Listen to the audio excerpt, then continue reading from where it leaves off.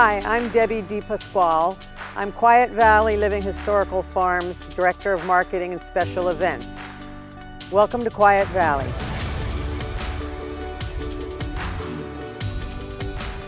Quiet Valley was settled by the Depper family in the late 1760s. They'd come over from Germany looking for a better life, for land that they could own and start their own farm. The farm stayed in the family until 1913. Then in 1958, Alice and Wendell Wicks purchased the property.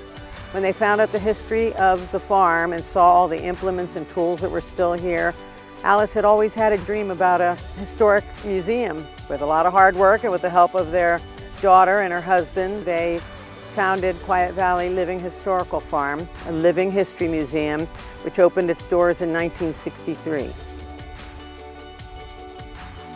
When you arrive on the farm, you're going to be asked to do something that I think most children do naturally, which is to use your imagination and pretend.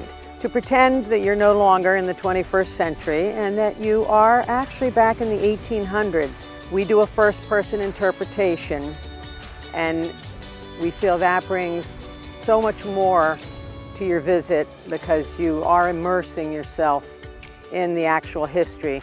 When you come to the farm, it's not just about seeing the things that we do, it's just about the whole experience. You'll hear a jingle jangle and then a clop, clop, clop. That's probably the horse and wagon coming across the covered bridge. Then you might smell something wonderful as you get down by the farmhouse, and I would guess it's probably the bake oven with all those wonderful loaves of bread baking in there.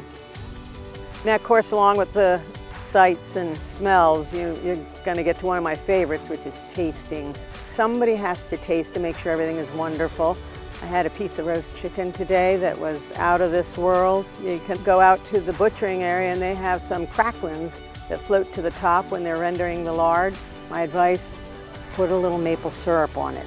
Makes it extra good. And they would fill it with the last house. I started at Quiet Valley in the mid-'80s as a volunteer.